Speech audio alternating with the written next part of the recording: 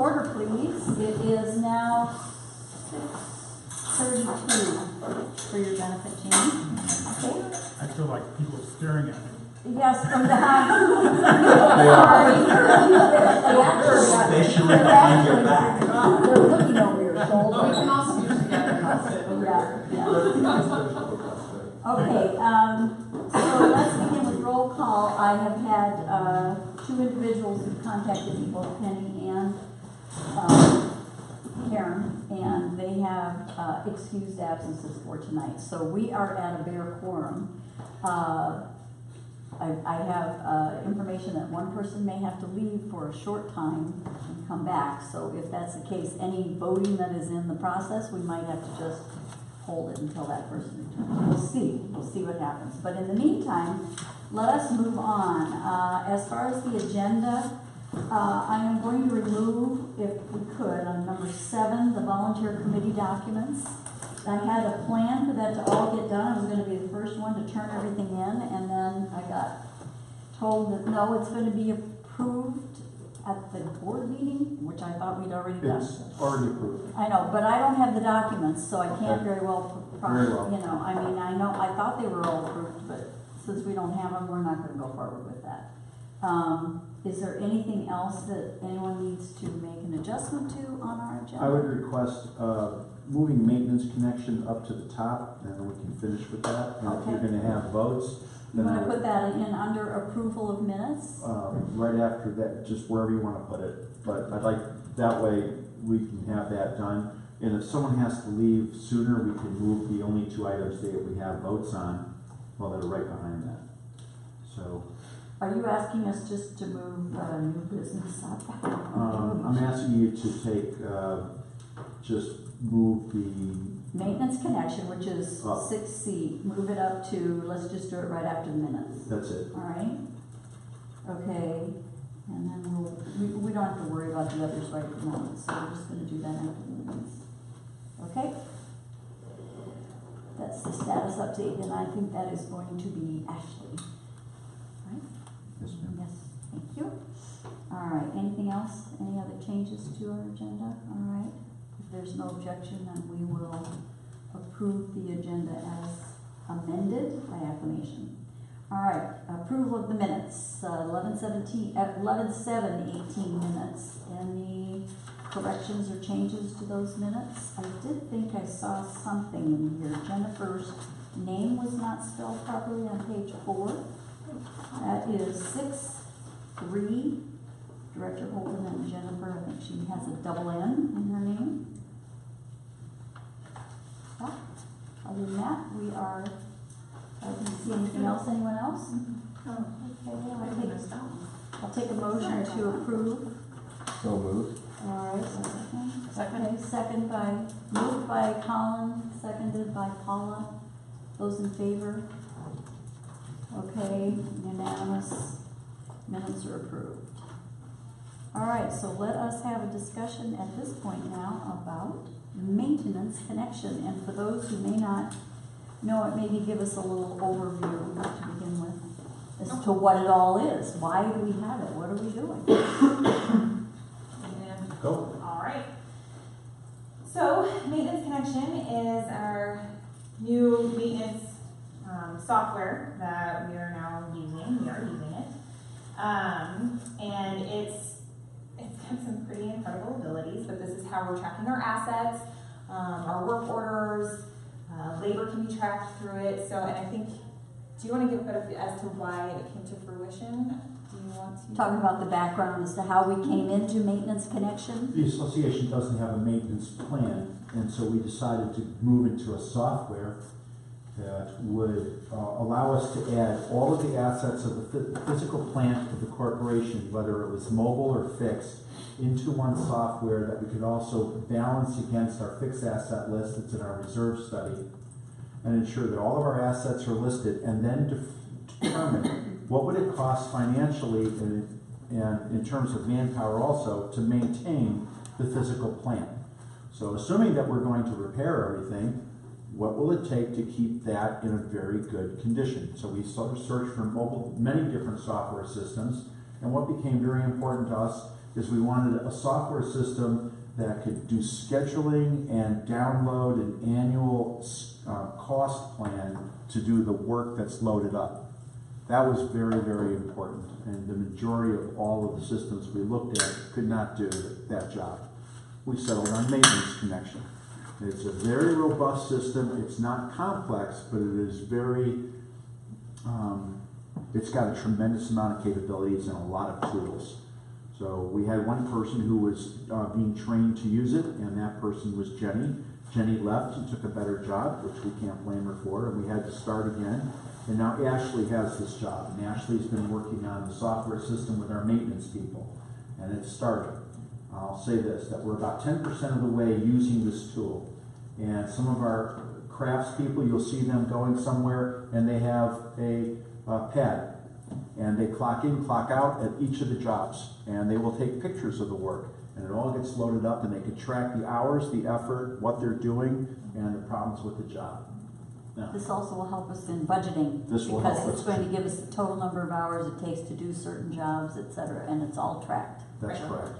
Okay. So from Good. there, Yep, Thank so I am gonna ask that you hold any questions until the end.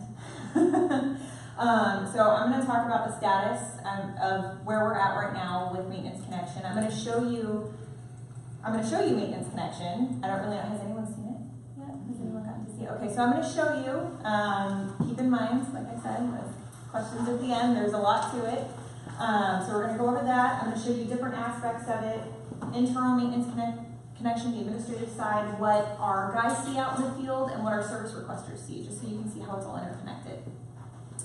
So currently, the system is being used by both maintenance and about 20% of turf care, and they are using tablets.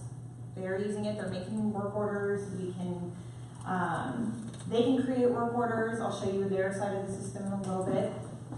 We have preventative maintenance, which I'll refer to as PMs. They're linked to our assets, which I will also show you. But those are automatically generating for certain assets that we have. Regular, reoccurring maintenance, whether that's annually, biannually, those are being generated right now. So you'll see that. Let's see. The maintenance employees have had a refresher course on MC Express. And that was from the stop, start sort of thing we were having. So we've had a refresher course, but anytime we're going to start to learn something new, anytime I learn something new, it's going to get passed down to them. So it's going to be there's going to be constant learning for them, different things that they can do, different ways they can use the system. I've been taking online MC University courses. That's actually a pretty cool tool that they offer through Maintenance Connection.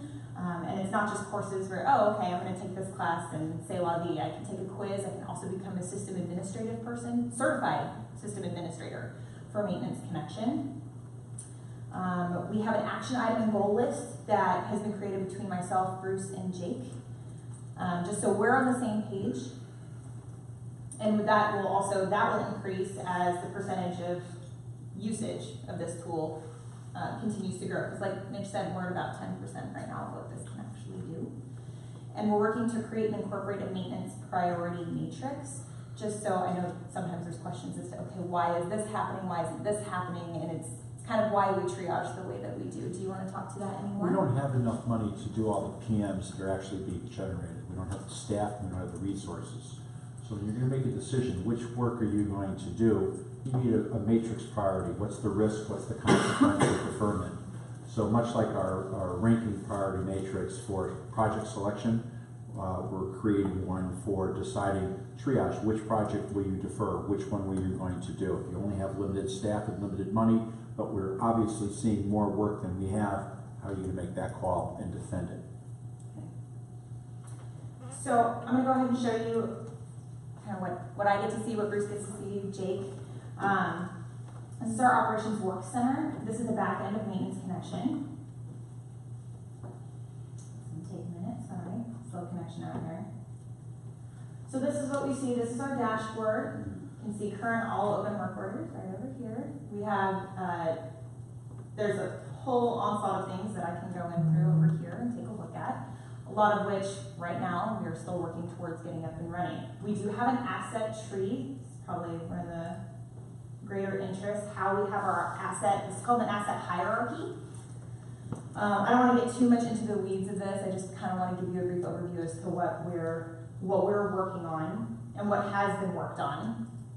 So this is our asset tree. Of course, we have Sun Valley here. Here's our Sun Valley maintenance. We have golf maintenance. Just as an example, you can drill down into each of these assets just to see what else here. Hallway 100, door sensors, emergency exit lights. So this had already been done prior to being passed on to me. However, one of our priorities right now, which I will get into a few more, is making sure that all of our assets are listed here correctly and accurately, that there are no redundancies, just because that will affect the reporting that I know everyone is anxious to have. It's going through making sure that any new assets that we have, such as our clubhouse HVAC unit, which just got put in, it's making sure that that is in here as well. So this is what our asset tree looks like. This is going to constantly grow. It's going to change. This is very fluid. So this is just the beginnings of kind of where we're at right now.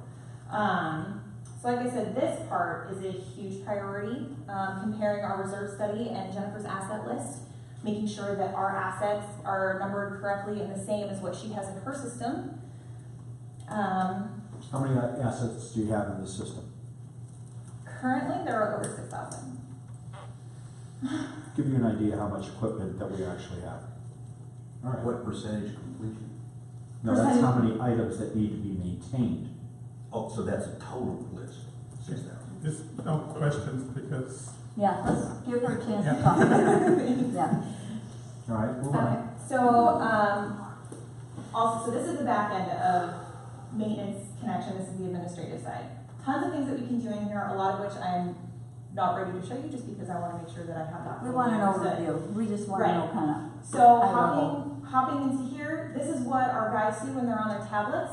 They have the ability to create a work order, see their open work orders, completed work orders, unassigned. You guys can kind of get a brief little snippet of what we have going on right now. So let's just look at that for a second. So right now, freeze the screen, stop. So right now you have all open work orders not complete, 373. Open work orders overdue, 315. 315. All open, 426. All closed, 830. So it's an example of your closed assets, or closed ones. Closed. Closed. Show a list of closed. Okay.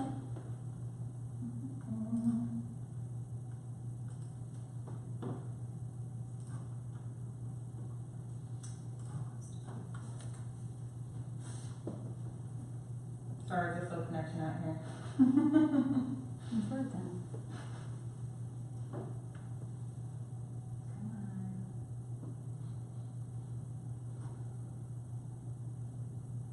Of course.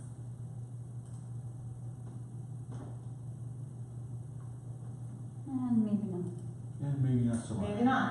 Maybe not. There are pages and pages of closed. Well, that's good to hear. Closed currently. Sounds yes. like there's also pages and pages of open. And well, I mean, you can even hop over here. I'm sure everyone's looking at the gauges. You have work orders overdue, non-PM, and then preventative maintenance overdue. But if you look here, I mean, there's a lot of PMs, a lot of preventative maintenance that. The preventative maintenance tasks are the tasks that are assigned to the assets in our asset list and automatically generated by the system. And then the non-PMs are ones that are submitted by any employee in the association. And does that include, sorry, I'm asking a question. Does that include people who call in and say, I have Yes. something going on? Like my sign is down on the corner of my street. We don't care. So we do care. I happen to know how to get there anyway, but. So anyway, I just wanted to show you this is what your maintenance team and turf care team get to see. On the other end, you have admin or our golf pro or rec manager who get to generate work orders. All of us in admin do. They're again working with this asset hierarchy that we had over here in the administrative side of things. This is where they get to create one. They pick a department, it drills down just like we have it set up. They're able to request, they can add an image, documentation, they submit it. What's really neat about this system is we can set it up to where if they submit a service request, an email will kick back to them showing that it's either been completed, it has been delayed, anything like that, we're able to notify the person who is requesting the service. It's That's- automatic. It is automatic. Yeah. So those are the different facets. One other thing I did want to show you, because I mentioned it before, is the Maintenance University Maintenance Connection. Just so you know where I'm going and learning classes. There's a whole bunch of different courses. Of course, it's not going to let me log in right now. You can get lost in here, so show I it at a could. very high level. Okay. So anyway, there is a whole other side where I can go into blogs and talk to other people who maybe had similar issues or in similar situations that our system is, and I can ask those questions of them, and we get support right away.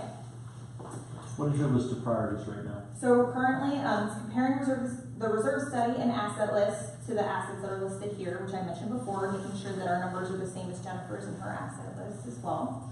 We're going to start at the top and work our way inward.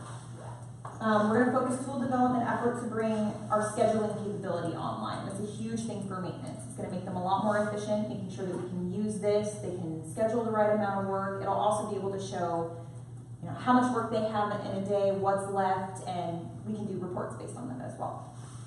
We're going to create a form and a process to add new assets and retire some of our old ones. That will develop into an SOP. That way we have a solid system. We're going to review the preventative maintenance reoccurrence for accuracy, like we showed here.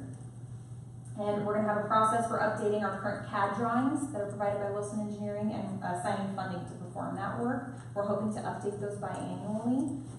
And then create and implement regular reports, accurate regular reports. Those are just some of the priorities that we have, but the most important ones as of right now.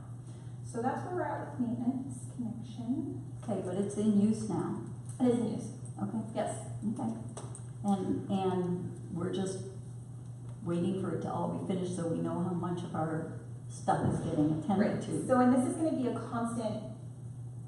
This is going to need constant upkeep because it's always going to be changing. So there's probably never going to be a point where I'm going to say, oh, it's finished, everything's done. It's not. No. It's not going to happen. But where we want it to be, like Mitch said, that there is 10% of this tool that we are using, and it can do so much more. And I'm really excited to see what all we're going to be able to get from this. There's a lot already that I know that we can do. It's just taking the time to learn it and implement it and do it right. And that's really the goal. So she's using a tool that she's also learning. As she learns more, she has to stop and work with the maintenance people from both turf care and maintenance and tell them, this is what I want you to start doing with your tablets so we can get more information and more use. And as they use that, then she can go back and learn the next section. And when she's got that dialed in, then go back and instruct them again. Now I want you to grow and start using more of the tool. And as she does that, more of our maintenance workers and turf care people are going to have tablets. Eventually, they will all have these little tablets in a little pouch on their outfit, and that's how they track their time. And they track in and out at each job. And it's an amazing tool, but it's a process. And it's going to take the better part of a year and staying on top of it to do it. how much time are you devoted to this on a daily basis? I am now full-time now that I have help in the office. So this is my Your priority. This is what I do. At the end of all of this, we may decide, that's a very nice tool, we don't need it. We could decide we only need half that tool. But what you will need, the whole association will need to know is, okay, we've now gone in and assigned amounts of time, which is money, to maintain it. And then we'll be able to make a decision, how well do you want to maintain what you have? And based on that, we'll decide how much use you want out of this system. Well, and how much it's gonna cost us to maintain at the level we wanna maintain. That's correct. You get to make that decision. Yeah. But until it's all loaded up, you can't really intelligently make that decision. You have to see it all. and it's gonna take some effort to do it, but then it's a well-versed, intelligent decision that you get to make a cost-benefit analysis decision and say, do this. Just real quick question on, like on the overdue work orders that you have, have you come up with, a way of measuring those, watching over why they're overdue? Who has responsibility for that? Does like Jacob have responsibility for looking at those? It would be Bruce and Jacob in their Okay. departments, yep. But overdue, let me understand, I know you might have a question, but overdue, I'm just gonna put her behind. Overdue does not necessarily mean that the maintenance person is falling down on the job. It just means that you set a time when this should be done, Right. based on the asset and the requirements of maintaining it. Right. But we're overdue because we don't have enough people to catch up on all the work that needs to be done. I got it, okay. I was just trying to make sure and clarify that this is not about our people not. No, I wasn't getting that. No, but I wanted to Okay. make sure it was clear because that could be interpreted that way. Well, but let's stay on that. Let's stay on the other side. So let's say we've said it should be 4 hours to do a particular project, preventative maintenance task, and the fact is it takes 8 or 12. Well, there is a diagnostic tool in here to identify those and say, did you put in the right amount of numbers? Did you make the right assumption? Did you overestimate or underestimate? And then you can adjust from there. I'm just wondering if the managers have the capability of when at a certain point of these overdue work orders that they will pop up on their screens to say these are way overdue. Can you look at them? Yeah, actually, the system has that Yeah. capability. We're not into I know, the sophistication level yet. It does do that. That's a good tool to have for the managers to see if these are necessary to do and take them out. I agree with you. Or defer. Yeah, or defer. Paula? So now I have 2 questions. If you interrupt her again, she'll have 3. Actually, the other one is just a clarification. So what you're saying is it can run exception reports based on the time that you can allot it. Like this should take this amount of time and you can get an exception report if it's significantly or within a percentage below or over that amount of time on your jobs. I believe it can. Is that correct? I need to look at that. I'm more than happy to take a look for you. That's not a problem. I don't want to say yes or no because I'm still. Yeah, I was gonna say, that's a let's, section that I'm still. You It guys had a figure out management what's the- oversight capability, Yeah. which is one of the reasons we liked it, Right. to be able to manage the staff and have oversight on it automatically. Right, well, that's a time It's one of and the money things we like saver, about it's it. time and money saver to have it automatically. Then the other question on that was, you had said that this will automatically send notifications to update the departments as to where, as it goes through, the work order goes through its process. Does it have the capability as well to notify, say it's something that a community member has called in to keep Just them asked that updated? today. I don't know specifically. There's probably a coding in there that could happen, but I would rather. We're hesitant to that. For example, I called in a pothole over by, at Gate 1, over by the exit to the marina, or no, by the security shack. I called it in and put it in. And about 2 days later, I got a notification, your request has been solved, it's finished, it's complete. So I forwarded it to Leslie, and she said, that's great.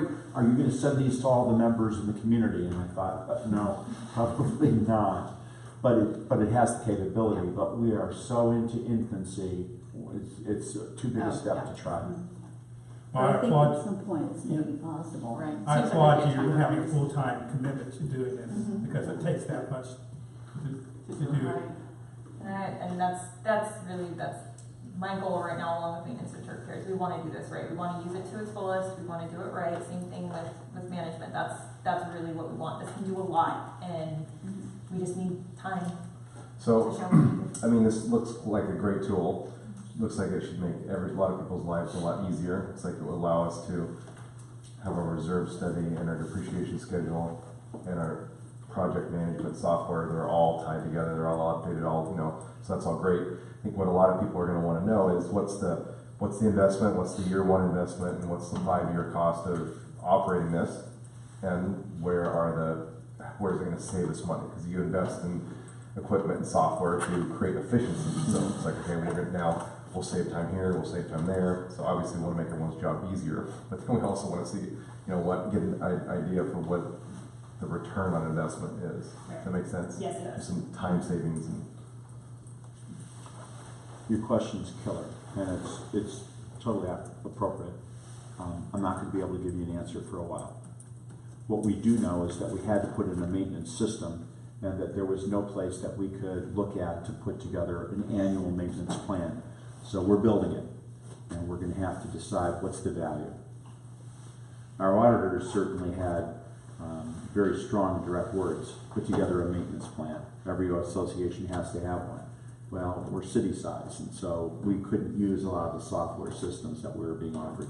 The odd thing was, every time we talked to a company saying, we'd like to look at your maintenance software, we would ask them, does your software download to a schedule? Well, no. Well, then why are you talking to us? They almost all said, no. Yeah. It's just information.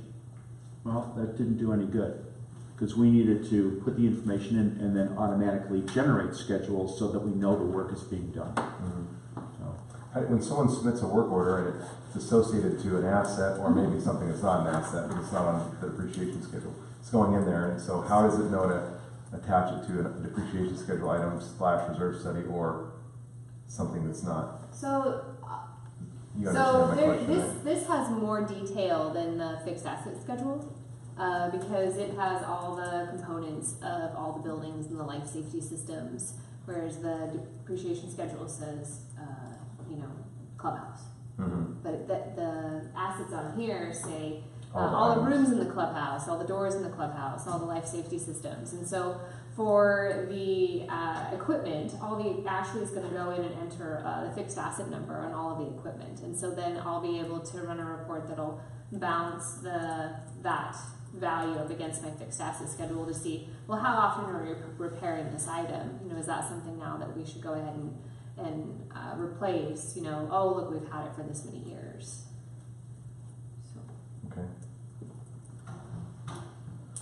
So, when can we expect an estimate? I mean, we know what the cost to buy, or how much it costs per month, and we've got 1 year full-time commitment. I don't need an answer right now. No, I don't need it right now, but next meeting, could we have like What we've spent to date. kind of a projection on what we think it's gonna cost in year 1 to get it up and running, and really to have it mastered, and then how much it will cost on an annual basis going forward? And then if we just figure out the areas where we're gonna offset those costs with efficiencies, because if it can be a wash, it's obviously it's a good a thing. no-brainer, so. let's see. We'll see what we can do with the And it next doesn't, meeting. wouldn't have to be a wash, there's no value here, I mean, there's the cost of this kind of stuff, so just good to know what it is, so, Yeah. thank you. Thanks. Anything else? Thank you, Ashley. Thank you, Ashley. Great. All right, How shall would you we like move back having a to- monitor to Love it. do a review? I think it's great. That's great. I like it. Okay. The light is a little bit weird on it, but other than that, I like it. We can work on it. This was our first try, but we're gonna try to move to using a monitor, this monitor and this method for doing a lot of our discussions. It's great. This will be mobile too. This is temporary. Yeah, it's very attractive, actually. Casting. Yeah, that's good. That's good, Jamie. I like that. Okay, cool. All right, let's move on then to capital requests, and we have a UDR request. Mitch, I take it you are going to be doing the capital request. Yes, ma'am. Computer, please. Page 6, it's a UDR funding request. It's actually a reimbursement. We're requesting reimbursement for some of the operational expenses. As of December 10th, this week, the association's operation budget is on track with it, $500 for our spending plan. I thought I removed that 6580. That's from the board. Okay. This is my board packet. This is my finance committee. Okay, this is a typo. We're within $500 of our spending plan. What's the 6580 for? That was the spending plan. projection in the spending plan. That's correct. $6,580. Profit. Oh, profit. Mm-hmm. Sorry. In other words, we'd be under our plan, we'd spend under by Mhm. 6,500 So we'd be at, so our projection for the end of the year is $6,080 approximately. approximately. Okay, I didn't All understand what that the- meant either. With all the info I have it's the today. way it's Yeah. written that Yeah. makes it hard to understand. It got Okay, we me. got it now, we all got it, we all got it. The objective is to remain in the black. It's to remain within our operational budget, managing to the bottom line at year end. During this past year, we have absorbed costs from numerous activities, which at year end we think may overtax our positive standing, and we do not want to go in the red. In fact, we cannot go in the red. We're not allowed to go in the red. We can't spend money we don't have. So, just as an example, fire-wise this year, we went ahead and covered it at $22,458, and we have now put that in the 2019 budget. The For December. next year, will, in In other words, 19. yes, I recommended that. I thought if we're gonna do it every year, we better have a budget for it. Okay. As last year, again, this year in December, security guard, we're spending $5,000 to prevent porch piracy, and that has been also now included in the 2019 budget. We had excess legal costs this year of way above baseline. We're going to think above to the new law, but $14,441 above right now baseline. Through the end of October. Through the end of It's not October. include So November or that we December. still have 2 more months worth That's correct. coming. The November billing came quite late, so it wasn't Mhm. included in the system. In SGM. Mhm. Summer admin, we brought this in for all the extra work that we absorbed. And then winter admin, we hired a new admin, which is now in the 2019 budget. And we were able to hire her because we knew we had the funds to do it. We were running better than budget, but we're concerned about how much extra cost that we picked up. We had an additional hazard tree that is above baseline. And our excess maintenance equipment, $30,600. Right now, we haven't replaced a lot of our capital equipment, so our maintenance cost for the equipment that we have is going much higher than expected. Because you're not doing capital replacement, you're going to be doing more maintenance. So we will not have our full November, December cost reports until February. We're requesting an amount up to $30,000 from UDR, transferred to the operations account in December to offset the some of the unanticipated costs absorbed in 2018. Okay, and then when will you know what the amount will need to be? Will it be in December? In other words, we're saying up to 30,000, so, I'll know by mid-February, so I have to close year end. oh, And so I okay. spent January closing year end, Mhm. doing some adjustments to bring it in alignment with GAAP, end of year payroll accrual. So I'll know probably the 3rd week of January, but I'll be prepared to share by mid-February. Okay, but right now, you want the 30,000 approved for transfer this year? Or- The funds will be, if the funds are transferred, they'll be Mhm. transferred in 2019 and recorded in 2018. Okay. Recorded in 2018. Okay, Correct. because you're not closing until, okay, very confusing. Yeah, It will be recorded in 2018. Okay. So, That's why we need it approved in All right, first of all, we 2018. need a motion, so I'm gonna make the motion since we're short here tonight. So, recommend that we transfer up to $30,000 from the undesignated reserves account into the operations account to cover unanticipated costs as listed above. I'll second. Thank you, Tony. Okay, so now we can discuss. So, the 30, it may be more money that we need to fund to operations, and you'll find out that after you close the books in December. Correct. I mean, currently,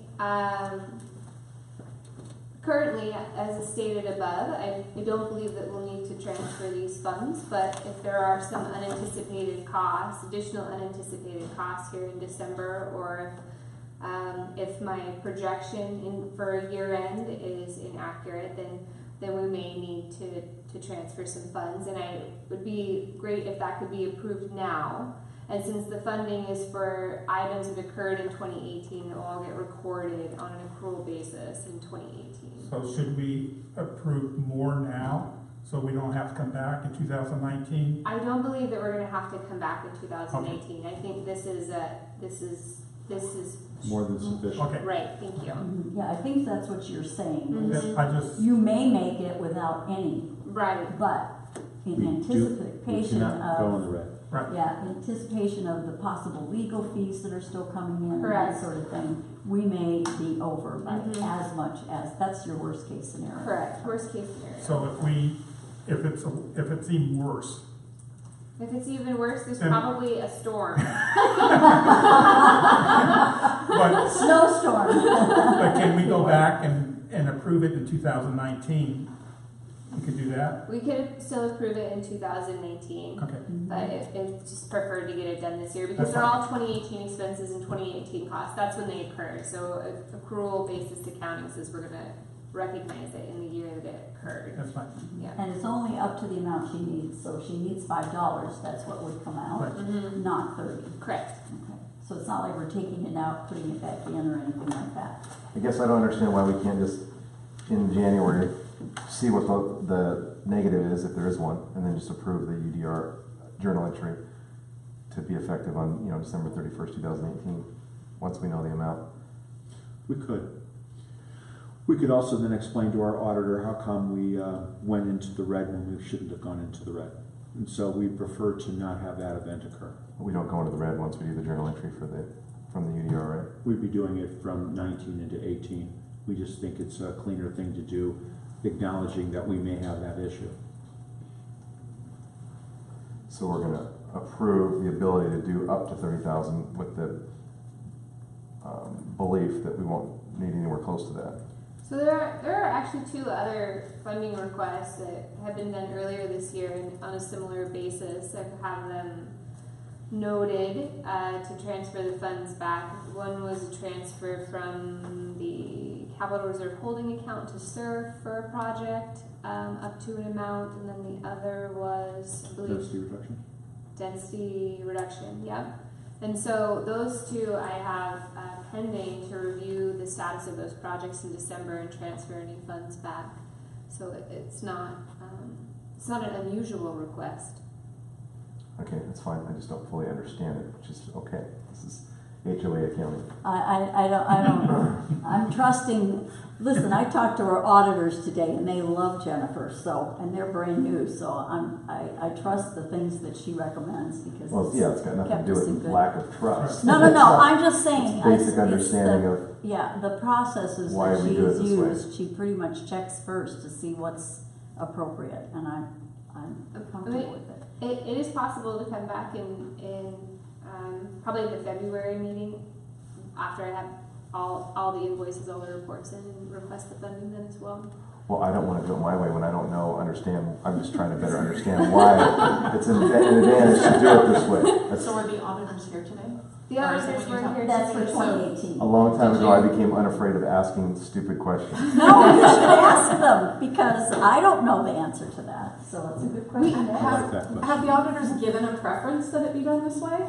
No, I they mean, didn't if give they were it. here today, did we ask like how they prefer to see something like this done? I did not ask them about this today. No. From my perspective, I want to make sure that the finance committee and the board knows that these are the things that we went over, and this is where we're at, and this is the worst case that we think we could do, and I want to make sure that it's documented, that the finance committee and the board knows that before the end of the year. That's great. I totally get that. And so that's why we're bringing this here now, is so that way, if it passes here and it goes up to the board, it'll be documented in the minutes Yeah. that this was discussed, this is what we're doing, and whether they voted it yes or voted it no or voted to come back in February, I want it documented that we were here and we told the finance committee and the board It was this. not a surprise. It's not a surprise. It's not like, exactly. oh, guess what? Right, Yeah. right. I want the only surprise to be there was a storm. And I don't even want that one. I don't even expect it. Yes, and nobody in the county had a thing to do with it. As an option, I'd be really comfortable to have the finance committee say that they vote to approve it and have the board hold it until it's needed in January. Just so it's acknowledged that, yep, we know it's coming. That's up to the board. That's up to the board to Yeah. do. I Well, I think it's mean- up to us to decide Yeah. what our recommendation Yeah. would be. Just to say that we reported it doesn't mean that it was acknowledged, it was acceptable, they knew about it, and it was gonna be approved. Right. Yeah. Call the question. Everybody okay? Okay, those in favor of approving the motion to approve a transfer from UDR to SURF to cover unexpected expenses in operations. Signify by raising your hand. Okay, it's unanimous. So move forward, take it to the board. Thank you. Yes, ma'am, thank you. Okay, so the other thing I wanted to mention that Jennifer didn't bring up, but if you want to look at page 10, look under UDR, you'll see that we do have funds available. Anticipated that we will have $173,751 available in UDR. Thank you, Ashley. So it's not like we're worried about We're not scraping the depleting bucket. that. We're not worried depleting about that. a storm. Yes, we are. I'm sorry, but we are. We can dream dreams, let me. Yeah, I don't know, I don't say I'm worried about it, I guess I say Yeah. we're probably gonna get it. I expect it. But we're prepared. Yeah, all right, so anything else on that particular item? No, ma'am. Then would you like to move to Windward Drive retaining wall and bring us up to date on that one? Thank you. This is a request to change an approved project from a construction into a design effort.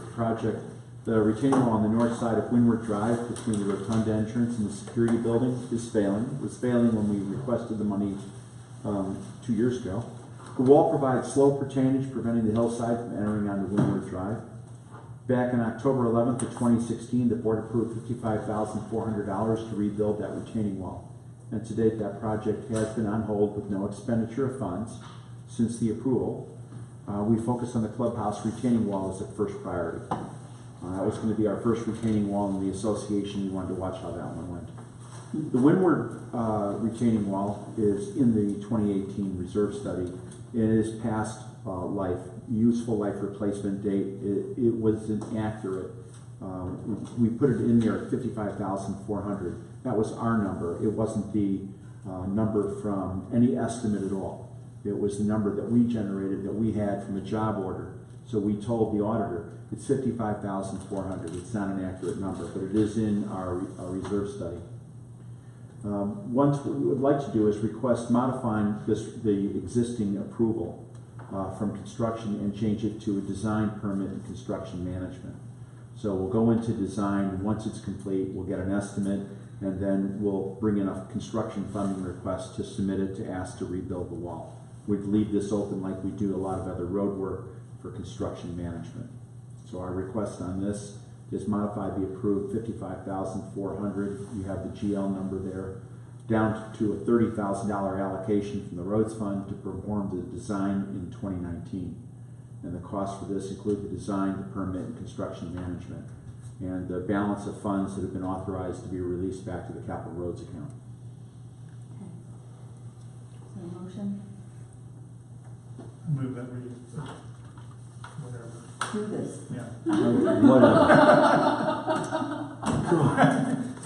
I need a second. I call for enthusiasm. Well, it's a little complex, but I see what you're doing. Okay, we need a second, that's all. Second, Okay, thank you, Paula. to do this. All right, so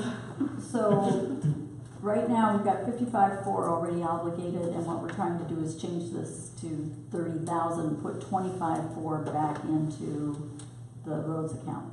Well, all the money, I should clarify, none of the money has actually been spent out No, I of the get it, roads I get account, it, but it's we'll- obligated. Right, we'll unobligate it. Okay. Yeah. That clears up or frees up another 24,000, 25,000, okay. Tell me about, I was curious about this, so design, permitting, and construction management, what component does construction management play at this stage of the game? Until I have a design, I'm going to say that the project will hold this project open for the construction management if we go forward for construction. I'm going to assume that we'll need one. Okay, I need an estimate. okay, I wasn't comfortable going forward with 55,000 and let's go get do a design and get an estimate. Stop. Give us a design.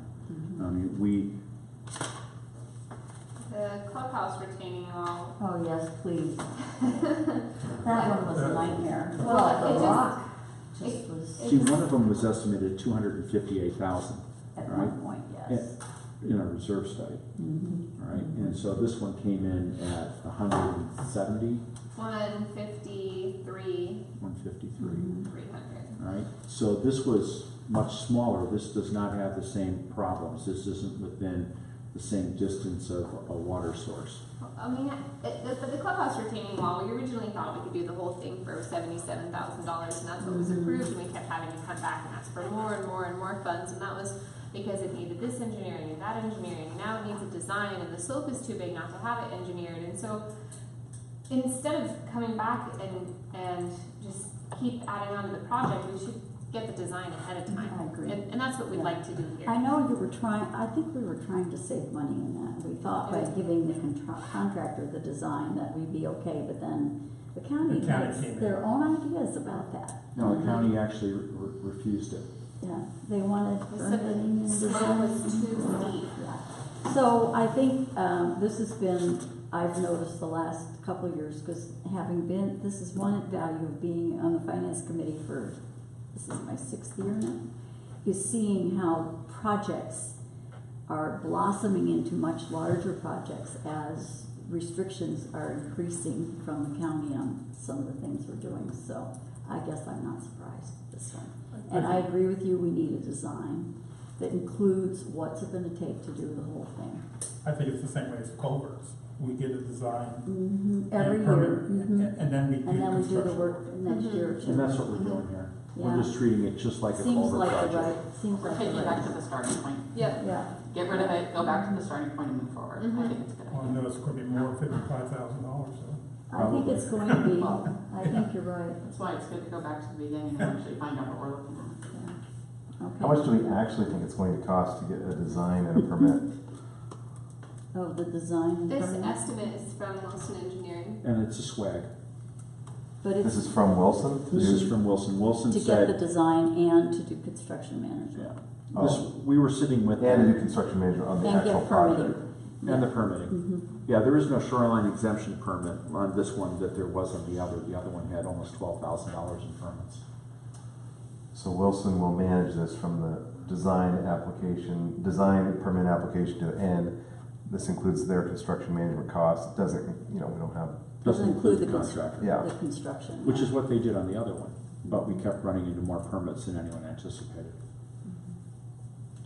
how do we know how do they ultimately charge us for their construction management They fees? charge us by the amount of services required to manage the contract. If we're gonna tell them that we'll do the contract review, then that's not something they'll charge us for. We want them to do contract bid documents, write the contract, send it out, do the bid walk, the walk down, award the insurance documents, the permits, everything. Then they give us a hard fee, and I'm gonna want an estimate back for that. And they do, they give us back an estimate for it.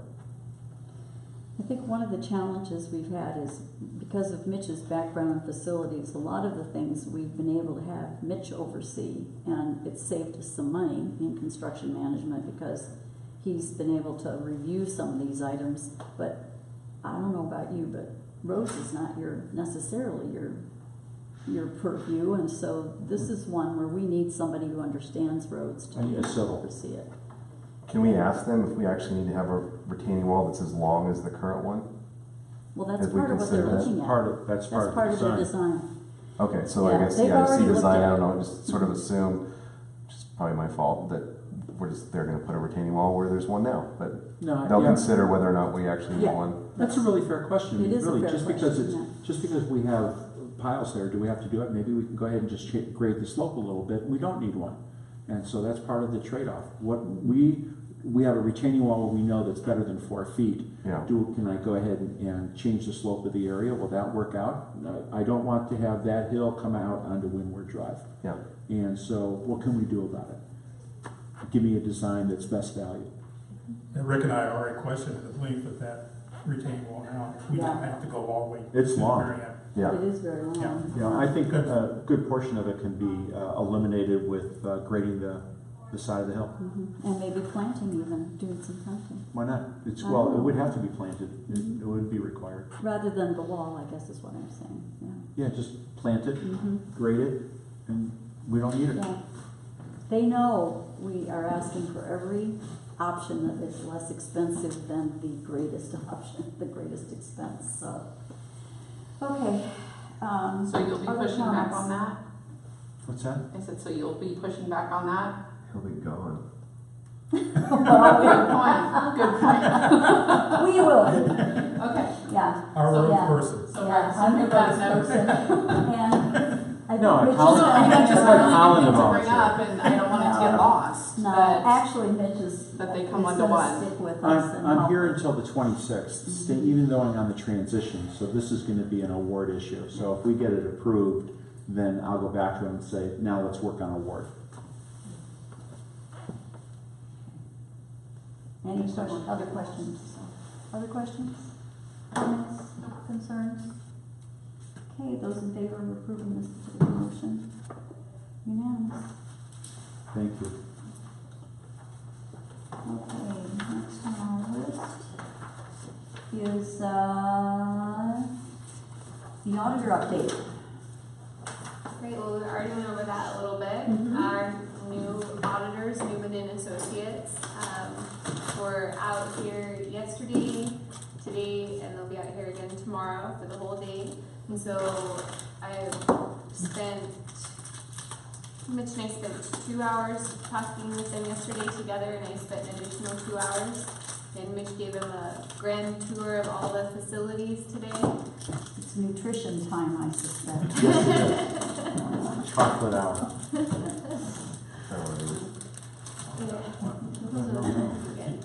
And they're out here testing all of our internal controls, documenting internal controls. What are our cash procedures? What are our procedures for recording invoices and payments? And how does that look every day? And then just a lot of additional one-to-one questions since it's their first year. And the main auditor, I just showed him where all the files were today and said, here you go, pull what you need. Here's the accounts payable, here are the deposits, here's your capital files, just pull what you need. And then they'll be back again. They're gonna let us know that they'd like to have the report done sooner than August, so they'll let us know what that timing looks like. I met Jeremy, who is one of the, Jeremy Newman, he's the principal. He's one of the principal, the principal. He's, The yes, principal. He is the principal. The owner, yes. Very nice man, and I was pleased to hear him say, you have a very well-run organization so far.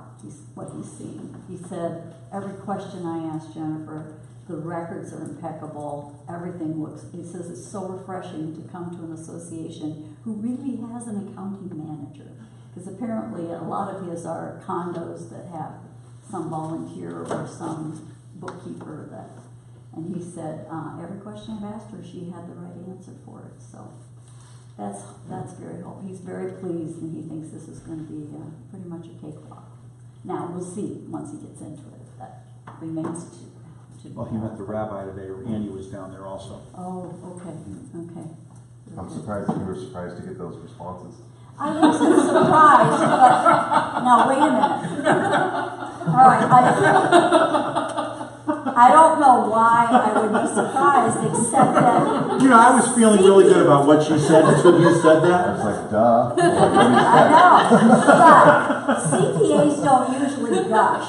I'm sorry, they just don't. They don't usually give you heads up on things that they They're haven't supposed even to be a looked at doubting yet. Thomas. They're supposed to be like, what am I gonna find that's wrong? And so far, he's not been at all like that, so I was He's just scratching his pleased. head in there trying to find something I wrong. think he is trying to work hard for his money to see if he can't find something that we need to fix, so that's good, that's really good, Good job. yeah. Okay, cool. I wasn't surprised. I wasn't either. I was totally fine. I'm just surprised that he said it, that's all. I don't know whether I'm getting the grief or you're getting the Stop digging. Reserve study. grief. Stop what? Stop digging. The hole is deep enough. It is, I know, I'm not. Okay, reserve study update. So the 2019 reserve study, so I would like to work on that in January. I know we thought we were gonna work on it fourth quarter here, but I'd like to push that into the first quarter of next year. And then the 2020 reserve study will be done, probably Fourth quarter. fourth quarter next year, or the fourth quarter 2019. Yep. Okay. All right, anything else on that? Questions? Nope. Okay, good. Moving on, establish the meeting date. All right, I had a request to consider moving the day of the month that we had our finance meeting. I got a resounding no way from 3 of our 6 people, and I don't want to move it, so we're still on Wednesday, third Wednesday of every month. The only 2 months next year that I can see right now that might change is in November and December because of the holidays, in which case we might move them up to the second Wednesday. And then also, just a reminder to everyone that very often June, July, and August requires a second meeting because of budgeting season. But, you know, I don't know what Jennifer, working with the new general manager, may have a different schedule of how to do that. So We're gonna have it I'm all not gonna done in say, 2 days. fine, then I don't have to even worry about it, right? Okay, so we will continue with the third Wednesday of every. The communications committee just moved their meeting to the third Wednesday so they could go right before, so that would have been based on finance. That would have been If we had messed it up. yeah, you had messed that up. I think I've already expressed that to the communications committee chair, and he was quite pleased to hear it. Okay. Accounting department overview, and again, just brief, but just tell us a little bit about the components of your department and what their roles are and how important they are for each piece that they are. Great. Well, I have 3 staff members. I've got accounts receivable, accounts payable, and collections. In accounts receivable, we have to correctly post payments on, there's quite a few things that run through our accounts receivable ledger. It's not just the 3,154 lots. We also have 371 golf accounts, 257 marina accounts, 170 advertising accounts. But I think at any one time there are probably 30 or so ads in the paper. And then 49 Area Z storage spaces. So there are over 5,000 accounts in our accounts receivable ledger. And we post payments on all of those. Some of the payments come directly to the office, and some of the payments come via the lockbox, and then some of the payments we pull with a direct deposit. Additionally, we have a daily till for the front desk. We have a daily till for golf. Those are cash tills, credit card tills, check tills. We also have a till for the rec department, though I'm very pleased to say that they only accept credit cards. Makes it easier. Makes it much easier. We, on average, we receive 295 invoices a month. Invoices are approved by department managers. Checks are written by accounts payable after they're approved. On average, we issue about 150 checks a month. We have 340 expense GL codes and over 415 vendors. We have to correctly pay invoices from one of 11 funds, but we have 24 bank accounts. So all of our bank accounts, we have our operating building deposit, SURF, roads, board density, mailbox, capital reserve holding fund. We have our 3 mitigation accounts. And so all of our bank accounts, in order to remain FDIC compliant, most of them have a corresponding ICS account, insured cash sweep account. And then we have 1 checking account locally, consolidated down to 1 checking account locally at the WECU in order to deposit our cash funds. It's important, and it's actually legally required, that in an HOA that you properly segregate your operating funds from your capital funds, and it is a best practice to keep those separately. And because we have so many different types of capital funds, it is easiest to keep them in their own bank accounts. So the main operating checking reconciliation takes the longest, and the others are pretty quick, but it is a lot of bank accounts. Still gotta reconcile them every month. You do, Yes. and post all the interest. I earn 10 cents interest. Okay. It cost me more than 10 cents to post Neurosis interest. Okay. Let's see. In collections, we send out monthly reminders of missed payments. We work with members daily to bring past accounts current. We set up payment plans with past due members, so a 12-month payment plan, and anything beyond that requires additional approval.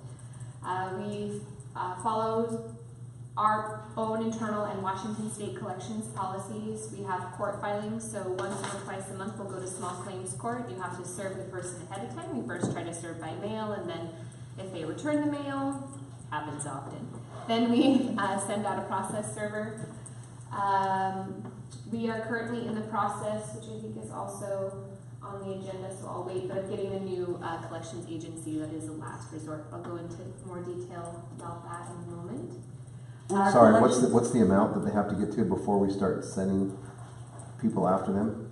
To a collections agency? Yeah, where we start serving them or small claims court. So it's a days that you're due. So after at the 90-day mark, you're notified that you're going to get a lien on your property. At 105 days, we file a lien. At 120 days, we notify you that we're going to take you to small claims court, and then 30 days after that, so 150 days, we file you in small claims courts. What's the cost of each one of those steps? So to file in small claims court, there's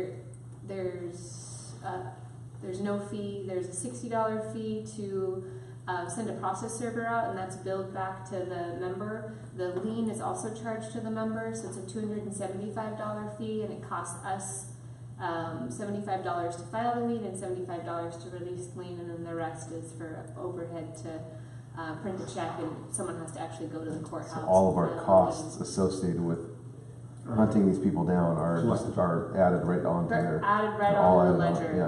Yeah. Yeah.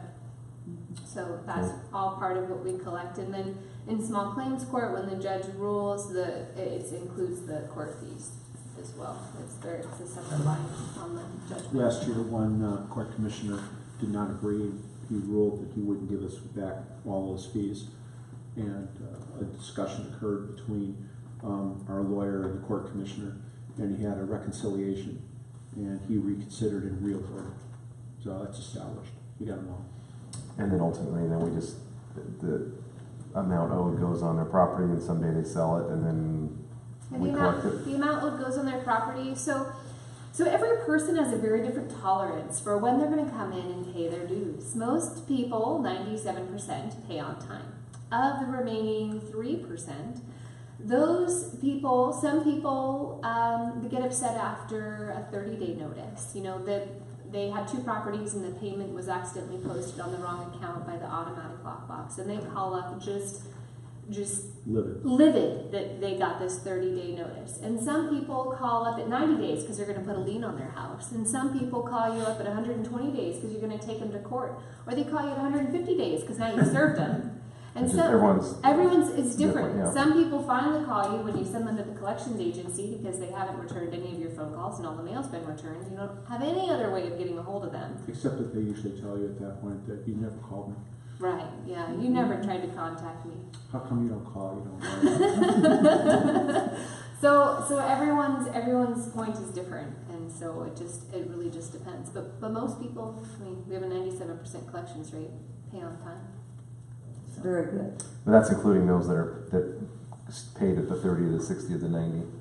It's cumulative for the year. It's what everybody is currently Yeah. Has in. paid That would have been cumulative paid off. for the year. 97.4. Well, no, I know it's only gotten better. Mhm. I realize that. Mhm. Wonder what percent actually pay within the 30 days Every single month. yeah, is it We around 90? We send out about anywhere on average from 90 to 110 or so 30-day notices. But it's always different people. It's never the same group of people that get the 30-day It's not like chronic offenders. Yeah. Right. We have somebody who missed whatever. You know, the chronic offenders, we get them put onto ACH because Mhm. I'm only going to waive the late fee. So you can only give me an excuse for why you were late so many times before I'm not going to waive the late fee anymore. So those people get put on ACH. We currently have about 1,000 members on automatic monthly withdrawal. That's great, Mhm. so, makes our life. We're your favorite ones, right? Yeah, How come you said we? Gotta make everybody's life easy. yeah. Makes mine. I Makes don't mine a think- lot makes mine. easier. Jeez. Let's see. So we also file sales tax monthly. We have biannual property taxes, tangible personal property tax. It happens once a year. We have the federal nonprofit tax return, and then of course payroll taxes that our payroll provider files those. We have our annual audit. Auditor does the 990, right? Auditor does the 990. They prepare it, we review it. And we post it. We have over 30 regular contracts, and so my collections specialist reviews all of those contracts and keeps a list of when they come up for renewal, so she can help remind the managers when they're up for renewal, so we can get those renegotiated. And then annually, we of course create the budget, and we have ensure that we're following all of our policies and procedures. So you said you've got an AR, an AP, and a collections person, I do. and but then there's all these other things that you're talking about. So those people do some of those. They do AR, and they also do some of these other things. So Gil does AR. He does AR and property. So any property sales, any lot line erasures, any lot or I guess you don't do erasures anymore, but consolidations, covenants to bind. Then that's what Gil does, and then in accounts receivable, accounts payable does all of the daily tills, and she processes payroll and does all of our fixed asset updating in our capital files, and then She's submitting the hour. I mean, we have it outsourced, the payroll, right? we have payroll outsourced. But she's collecting all the information that goes out too. It takes about 2 hours every week to run payroll. So you have to review the reports, and our current payroll system, the new system should be much easier because it's one system, but our current payroll system has one timekeeping system and one payment system, and the two systems don't talk to each other. And so you can one time you can import the data from one system to the other, but if it doesn't import correctly, then you have to adjust it. Anytime a manager takes vacation, you have to adjust it. Anytime an employee works in the roads department instead of in the maintenance department, you have to manually adjust it.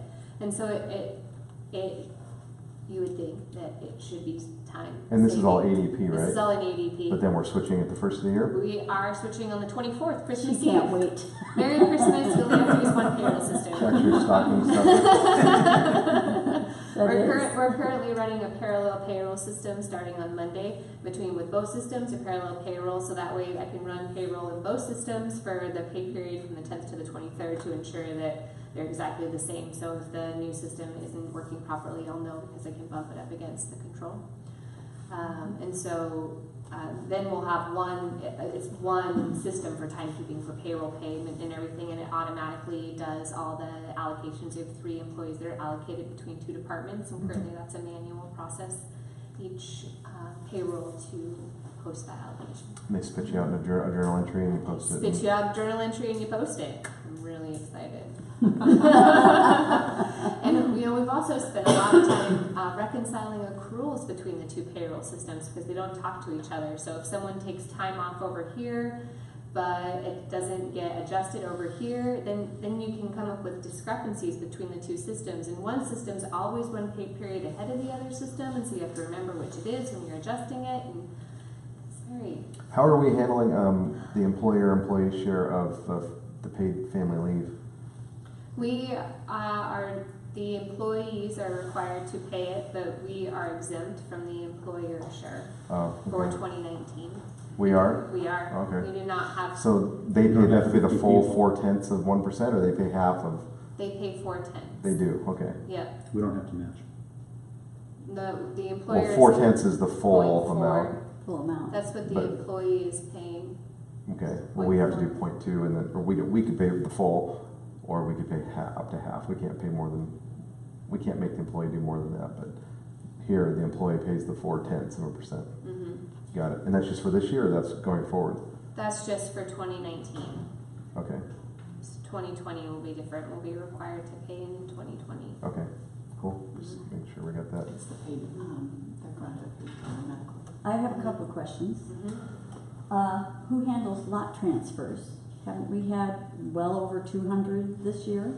So Gil handles all of the new homeowner, new lot transfers. So anytime a new homeowner comes, or anytime the Association accepts or Right, releases. anytime there's a Title transfer of a company. lot. Title company. Mhm. Gil's our point of contact. He's also our notary, by the way. Okay, Well, that's so. good to know if we Yeah. got a notary around. $10 for Okay, you.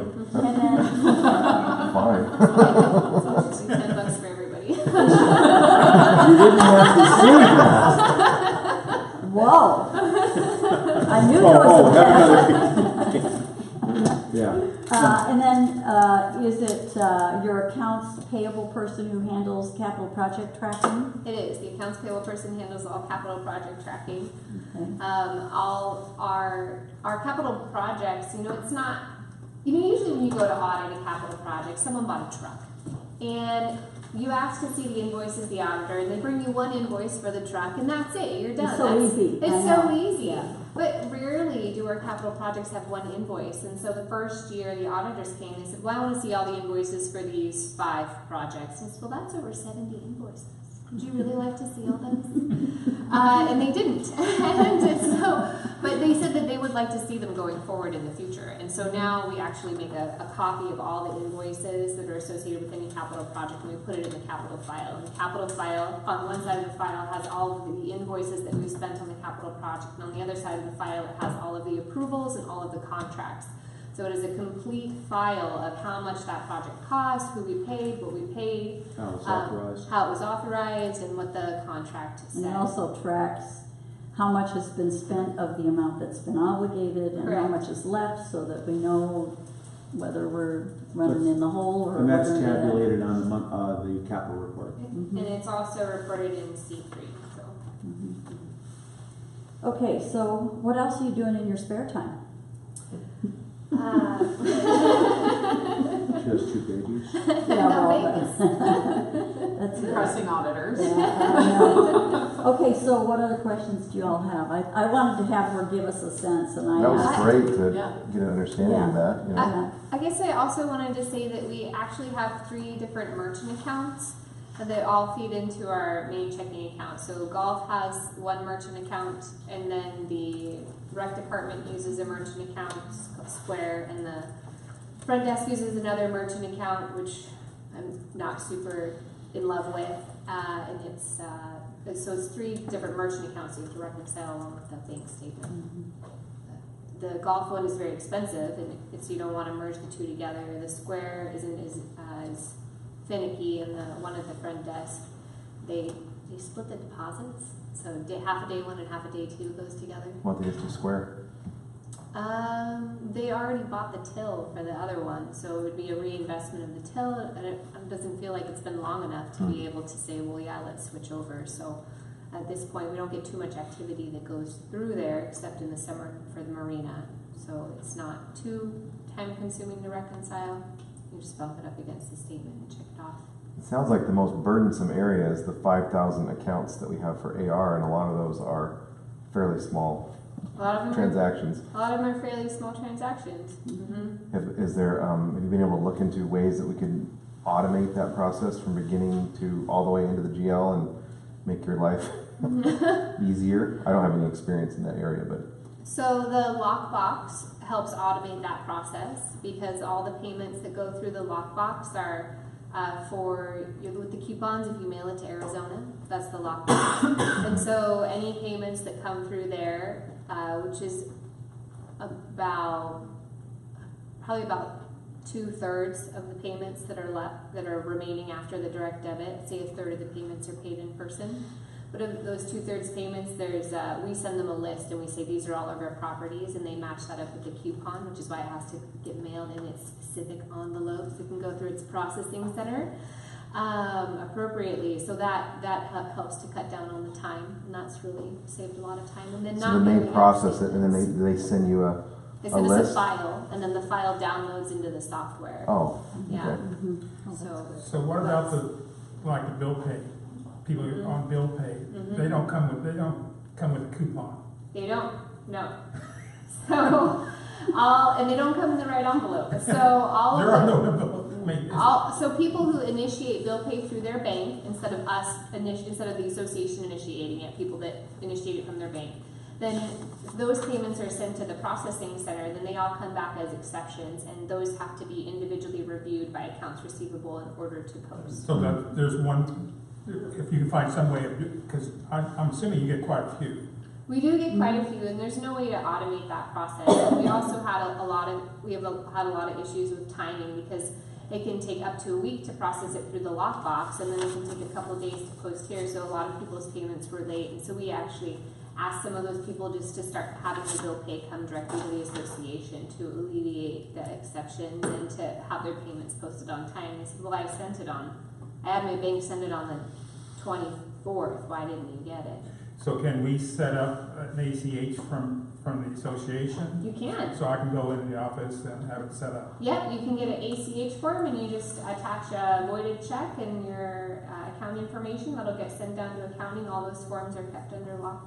Is that easy? Are those easy? Because I said that we were, but is that not as, I mean, the lockbox is probably the easiest. It's one page. No, the lockbox is not the easiest, because you have to mail a payment and a coupon. Then we still have to mail the coupons. The least expensive. But then when you guys, they deposit the money and then they just send you a file that you download. I mean, that's pretty easy, isn't it? That's the same for the ACH. Okay. We get a file that we download, and it also connects directly into the system. And yeah, so if you went, those people that mail you the checks directly from their bank, so you tried to reach out to them, say, here, fill out this nice little ACH form. Exactly. Fill out this ACH form. This will be an easier thing for you to do.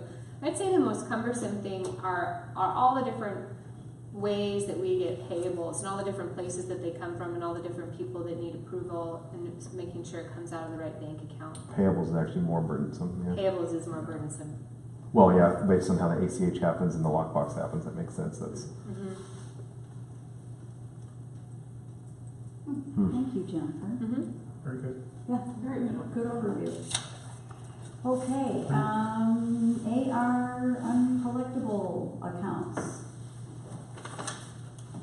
This was another Jennifer. She and I talked about this, and she's got a bunch that she can't collect on. Me too.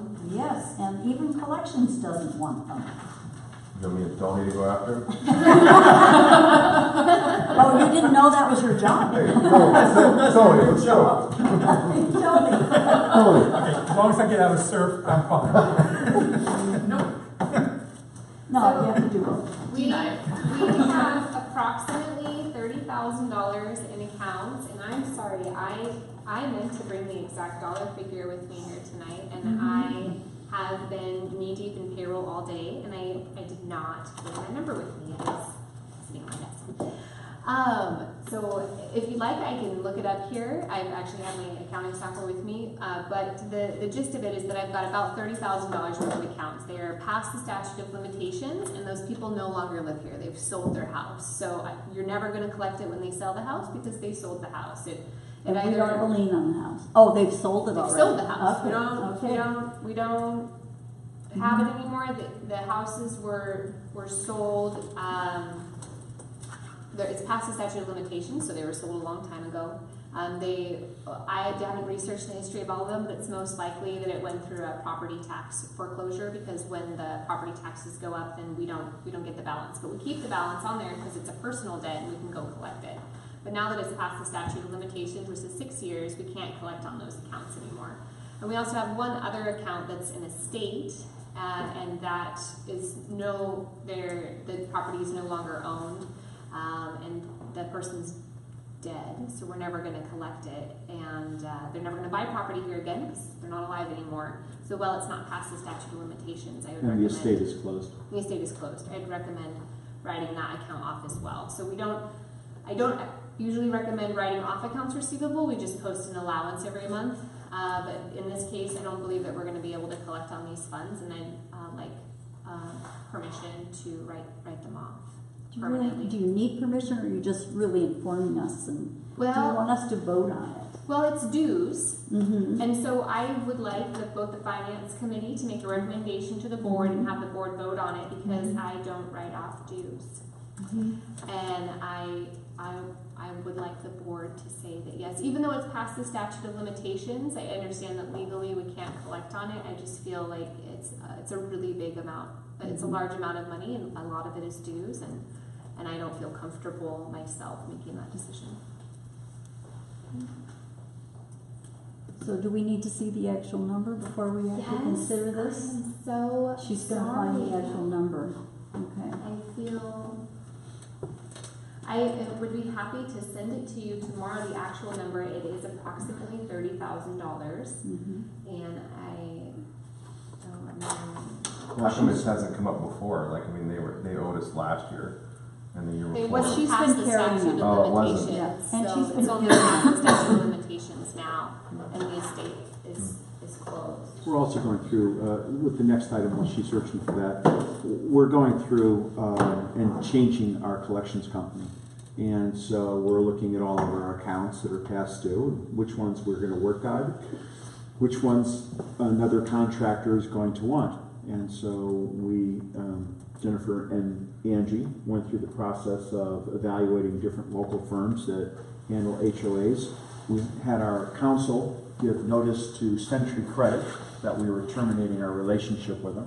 Century Credit absorbed Dynamic Strategies, the company that we were doing this, and they absorbed it, and we haven't been happy with their service, so we terminated that relationship, and we are starting a new relationship with a new company that is actually highly rated. And so it's a natural process of going through what accounts that you have and what's the status of their collectability and how much effort do you want to put into it. And so here we are, looking Yes. at accounts that we really can't collect on, and no one would even process time. Well, as long as we should, I mean, we should once a year. I mean, that's what. Yeah, so this is once a year. Yeah. Last year it was a really big review, and a lot of the accounts were from there was over $100,000 that had gone past the statute of limitations. So this year it's $27,000, $867.65. $27,867.65. 60, how much at the end? 65 cents. 65 cents, got it. $27,867.65. Correct. Well, this is part of our normal annual review of AR, and we've discussed with our auditors in the past, and how do we treat our allowance. Yep, that was. And this is what you recommend. Then you should do it. Yeah. Yeah, Is that that was a motion, Colin? If we need it, I mean. Please. I move that I move that we recommend to the board that Jennifer write off the amount $27,867.65. Okay. Second? Second. Thank you from Paula. All right. Any other discussion necessary? Those in favor? Unanimous. Okay. New collections contract, do we need to talk about that more? We've awarded it, we're really happy with it. Cool. We'll keep you apprised on how it's going. Thank you. Next item. Okay, the financial statements? Great, so on page 8 is the beginning of the financial statements. Now I would like it noted that the operating cash is overstated by $211,000, by about $200,000 because it needs to go back into the building deposit fund. As you may recall, we moved our building deposits from WECU to CAB. It took some time to get the new bank account set up. So this is the one that is in the first column, the 613, 237 is minus about 200,000. Correct, and that'll go down to the line below the building deposit Got it. fund, and that'll be reflected in December statements. Okay. Then we're going to finish the year with positive net operating assets. I'm very pleased to say. Yes, we'll be getting the. Unless it's a storm. Unless there's a storm. Well, even if it's a storm. We want that money out of UDR, so. We'll be getting the balance of our loan funds here in December, so I'm just working with the banker to get that wrapped up. If we go to page 9, we have our income statement. Can I ask a question? So we have $300,000 in our SURF holding funds. Our which? SURF holding. The capital reserve. Capital holding. only fund. Yeah. Capital holding. Mhm. Yeah. Correct. We do? Oh, wow. Yeah, that's pretty That's good. amazing. Gosh. Capital reserve holding, oh, yeah. So I'm assuming that's gonna be geared for the bridge maybe in the future? Well, it's one option. That's something that we will have to talk about. Mitch and I will be working on roads and we'll try to make some recommendations. We actually had a meeting, just briefly, we had a meeting last week with Wilson Engineering. They, and Jennifer worked to put together a spreadsheet or she's adjusted their spreadsheet, to at least get us, in the black for 2019. But I told them not to make any other adjustments.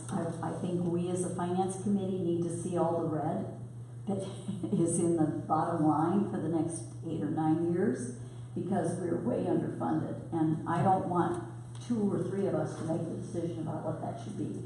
So that will be coming to the finance committee at some point in time to say, okay, what do you want to defer? How do we want to fund anything else? You know, are we going to go with recommended dues increase, special assessments, or just defer the living daylights out of things, which is ending up costing more in the end. So, but that's something that we'll talk about at a future Is finance. the bridge coming about 21 or 22? 23, I believe, 2023? The bridge? Was that was Western Lane 2022 or 2023? It's about $800,000. It's Western Lane. Oh, it's Western. Did I say Western? There What did I say? are two bridges. You said Western Oh, coming up. uh-huh. 2 bridges.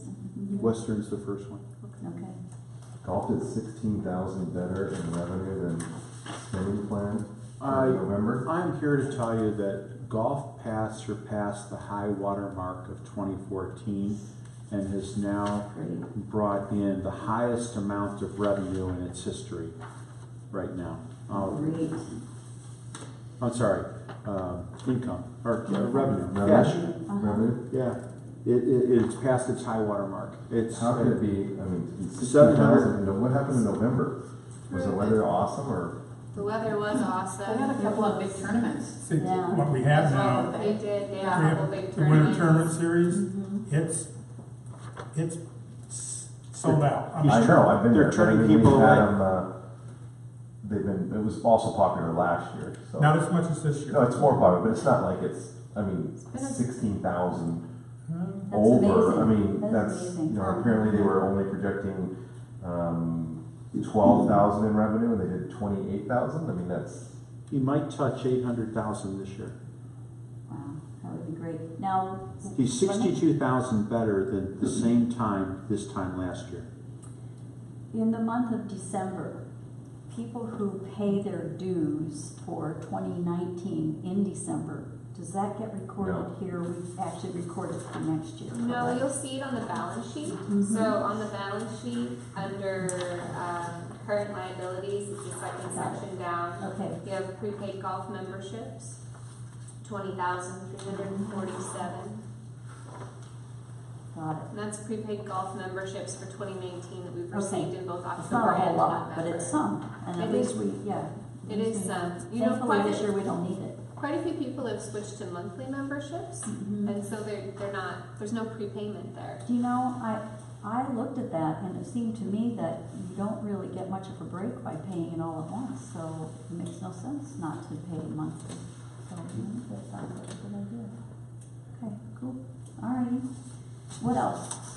I see that we're 97.4% collections. We are.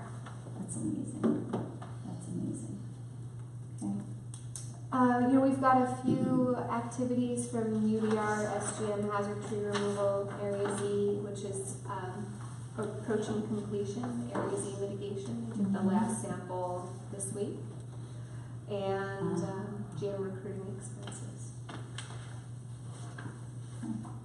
On page 10, we have our reserve cash balance and activity schedule. So you can see that for SURF, we're gonna finish about we project to have usable cash of 395,000 at the end of the year. And so there were a number of projects that weren't done this year because we didn't know what the additional costs were gonna be to do the fire hydrant and develop at Area Z. And so during the time of year where we would have normally been purchasing the equipment that was in the SURF budget, we weren't able to do so because we thought that we wouldn't have the funding to do both, but decided to go with a loan option to fund that additional $500,000. Though had the board decided to use internal funding for that $395,000 would have been used up, plus some additional funding probably from the Capital Reserve Holding Fund, and so it was prudent not to spend the money because we didn't know what we were going to do. So that money will roll into next year. We also have the roads. We've spent a lot of our roads money this year, so we're only projecting to end the year with $68,000 usable cash after the board recommended carryover.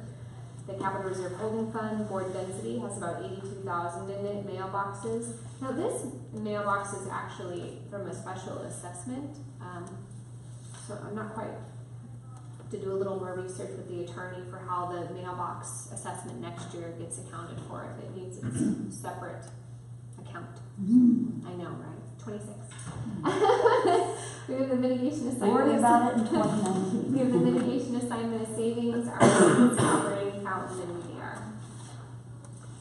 Got it. Thank you. Operations by department. Great, thanks. I'm going to review that in more detail later.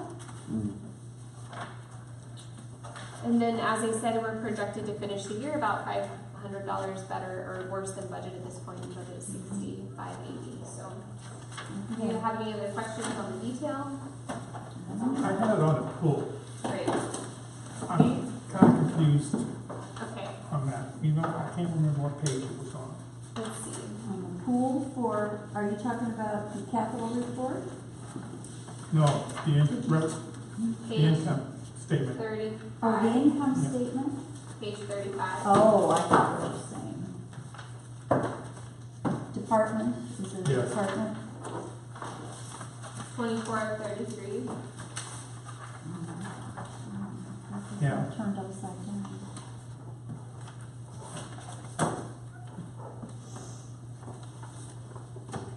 So is this just a reflection of the change that we made in 2018 for the pool? Because, go ahead. Oh, okay.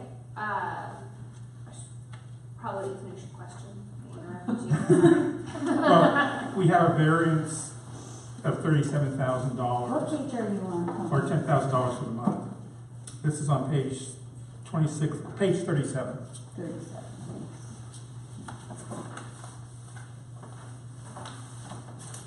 So the budget for the rec department for the pool, the health club, and the parks was budgeted at a loss of $98,000, $98,325 for the spending plan for 2018. And that loss was because for 5 months, we operated the rec department without a budget before the special assessment was approved. And then for the remaining 7 months, there were a lot of costs to get the pools up and running and to run the utilities for the pools. And so all those costs for the pools were factored in. And so just to get the rec department up and going, there was a lot of upfront operational costs. And so that department had almost $100,000 loss anticipated for this year.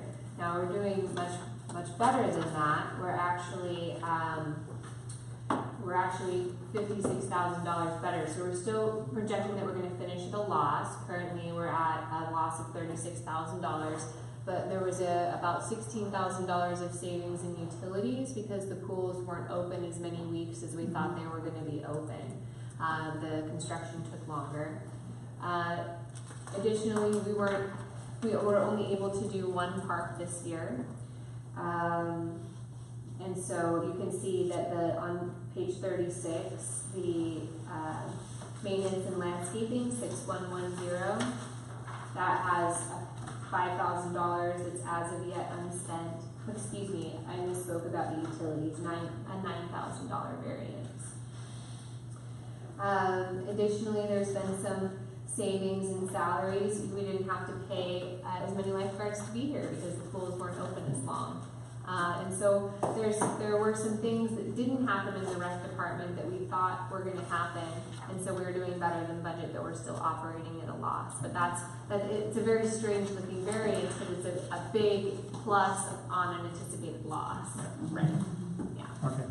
And 2019 will be much different because we'll be Smoother, collecting yeah. for the whole year Right. and also at a 3% increase over this year, so should be a better looking balance sheet.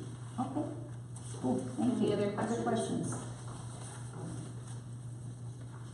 Okay, oh, I did have a question about these little yellow So things. here, I'll go through those with you. Okay, please. Starting on thank you. page, there's some things in here I'm not going to be able to explain, and I'm going to have to go back to accounting and work with Jennifer. For example, on page 47, it shows contingency at the bottom of Oh, I'm sorry, that's $1,138,000, and I don't, and also $988,000. So I got a couple of issues on the page, but on the yellow on page 46, yes, there is a 2,647 cost in here above the approval, and I'm working to understand why that dollar amount is here. Because we did pay an extra $5, That's right. and we were told that was gonna be And it. it should be enough, so I'm looking to see why that cost is in here. Okay, I'm also have to go back, if you look above that, we're showing $57,405 on our maintenance vehicles that we returned, so I have to understand, did we not buy our vehicle or what, you know, I've got some Okay. issues on that. And then there's another clubhouse retaining wall, there's a $12 balance. could I just give you $12 and? Yeah, I wanna find out where it's from. Carol, I'm gonna spend All the $3,000 of paperwork. Jennifer's effort to find that. Wait, I got a better one. On page 48, there's a The dollar, $1. I know. So I gotta figure out where that is. So I got a couple of issues on it. We will try to clean this up. And some of the numbers I realize also don't match, the SGM, for example. We said that, special general meeting was 3150. No, that's how That's how much over over Over. the it was, Okay. what we anticipated. Great, okay. So, I have a couple things here to work out. Okay, so that will be overall, presented at the next. Yes, overall, our road, Oh, I'm sorry to interrupt, but we'll bring the final 2018 capital report to the January meeting. Thank you, that would be lovely. the air conditioning in the clubhouse is just about finished. They're gonna probably come back and ask us, we're carrying $9,900 in contingency. They're gonna ask us for some additional money for all the extra concrete work they had to do to cut out the old boiler. And I think we'll be inclined to probably want to negotiate with them on that and approve a change out of contingency. But the projects are moving along well, we're not seeing any issues. And we got all our approvals to start working on the next phase of the projects, on the pool projects. Marina Soft Armory, we received our final permits, so they should be starting within days. So it looks like we're gonna be returning some money to, from the open accounts. I'd like to go through this with Jennifer a little Yeah, bit. before you actually state, but it looks like we may have a little bit more going back. Well, certainly you're not gonna get 988,972. The roads totals are not. No, That'd roads, be correct. yeah, roads I'll didn't, fix that. okay, that's good. Okay. All right, so, yeah, those two are a little bit unusual. Okay. Well, let's deal with getting through this year. Almost done, so. You ready for more questions? Yes, we are, I believe, unless you have anything else. Madam? Oh, no, me. Is there? You're not gonna come up with another. She's got 2 kids. All right, member questions and comments, please. Greg? Larry? Yeah. Either of you? No? Have you raised your hand? No. Yeah, just a couple of very quick short ones. Please. You said that you were collecting more capital expense receipts for the auditors, and so you got these big folders now, correct? Did I understand that right? So starting in Invoices, right? Starting in- It's just very simple. Are we collecting a lot more receipts now? No, we're not collecting any more receipts. We're collecting the same amount of receipts that we always have.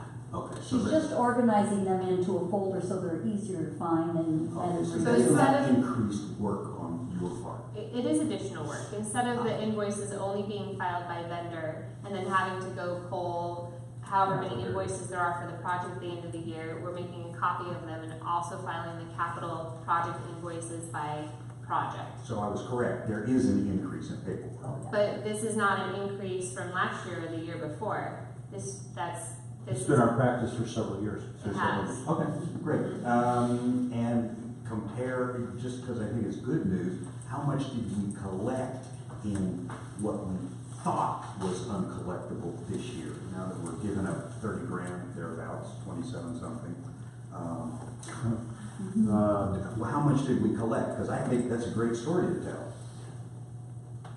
We've brought in a fair amount of cash, but we don't have that number right here, so we'll go get you that number. I don't understand the question. He's Well, wondering how much money did written we, off accounts. Yeah. We haven't, long-term debt? How much have we collected There has in the been long-term debt versus? We do tend to collect some every year, and some years it's more than others, but I think And I she needs to I was hold under the number. impression 2018 was a very good year for collection, which would seem to offset what is being recommended to the board. Well, it may not be, let's be clear, because it may not be the long-term amount that was collected. Sometimes it's not that which has been written off, but it might be one that's 3 or 4 years old. long-term debt collection does not affect the current year operations income. Any long-term debt that's collected, no, this is important. Any long-term debt that is collected goes into the capital account and into UDR. It doesn't go into the current year operations budget, for which we're asking for the $30,000 for. Only current year That's not collection what we is got. collected in the. That's not the question, was that? Oh, I thought that was the question you were asking. No, I'm saying that we are foregoing, the recommendation is to forego any future attempt to collect a certain amount of money. Right, because we legally can't collect it. Bingo. Nonetheless, an even larger amount that we kind of thought we might have to give up that same way, we actually pulled in this year, Oh, sure. which is a bigger amount. Okay, Success. great. I can look up that amount, see what I can find for you. Superb. Like a Mercedes kind of collection. It's just, Okay, you we know, want the to kind know. of thing that is, Thank you. would be That's what useful. you're looking for. It would be useful for the board to know that yes, although someone here tonight said that was a large amount to write off, we have collected an even larger amount that we really didn't expect to collect. Did we say it was a large amount right now?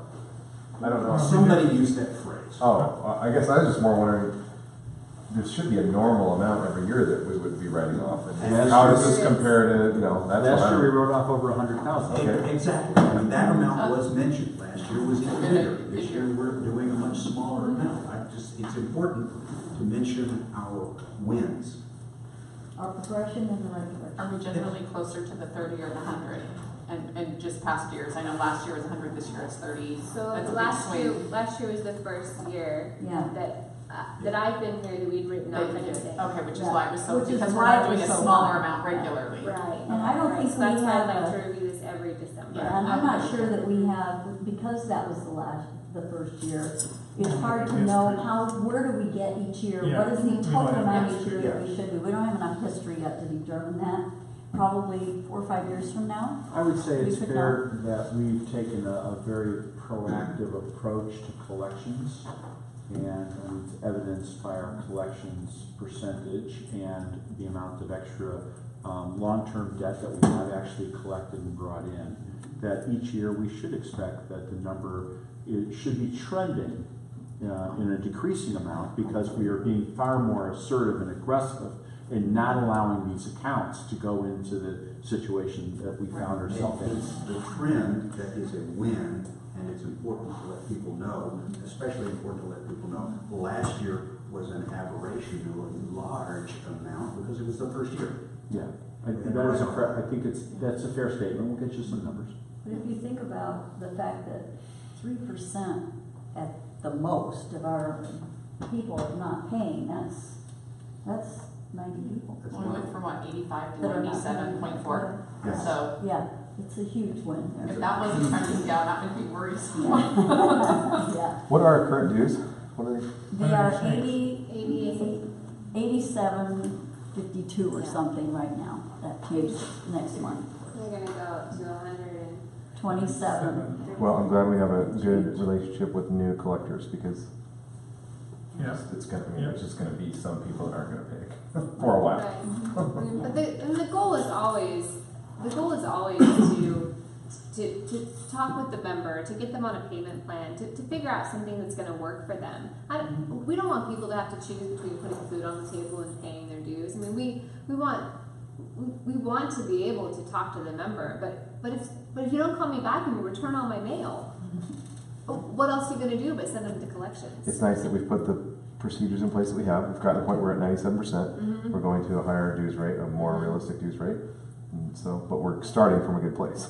We are. We're starting from a good Yeah. place. So if we drop off a few percent, we're still ahead of where we've been historically. Yes. So, And we'll still continue to work with the members and reach out to them and say, let's put this together, let's work it out. So that starts in January? January 1st, the coupons you should arrive in the mail. ACH, I gotta go get ACH. how come we didn't record this meeting? It is being It is being recorded. recorded. Turn Oh, it around. Oh, there it is. Would you like All to your say goodnight, snarky everybody? comments. All right, I will accept a move for adjournment. So moved. All righty, we're out of here. Thank you, everybody. Thank you, thank Actually, you. not too bad.